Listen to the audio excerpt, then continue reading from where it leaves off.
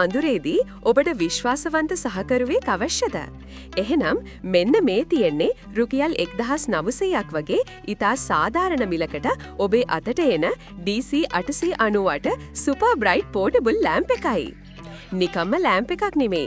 high power සහ COB lamp beads එන නිසා ආලෝකය නම් සුපිරිම සුපිරි.